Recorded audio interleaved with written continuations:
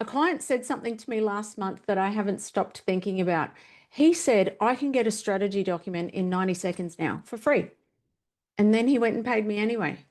So let's talk about what he was actually buying. You know, the analysis isn't the product anymore.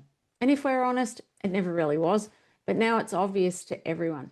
Frameworks, options, a tidy set of recommendations, all of that is cheap now, and it's getting cheaper by the month. So if your value proposition is that you can produce a really good document, you're competing with something that doesn't sleep and it doesn't invoice. So you can already see it in the pricing out there. Anything that can be described as a deliverable is under pressure, but anything that requires a human being to be responsible for a decision is holding its value or it's going up. Because what he was paying for was the call. He wasn't paying for the options. He was paying for the one I would choose and why. And what I've watched go wrong when people choose the other one.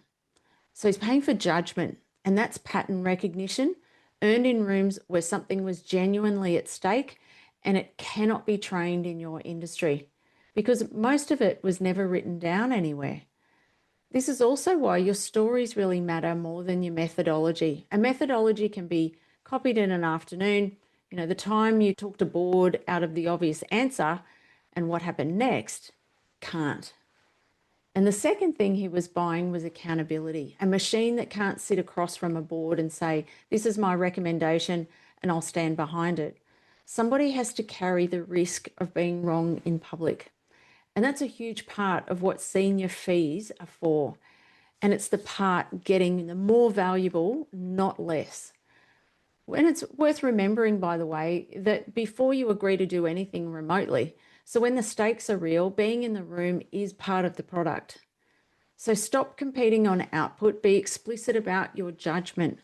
Say, here's what I would do far more often than here are your options. And if you're rewriting how you talk about your value right now, I'd love to hear what you're changing.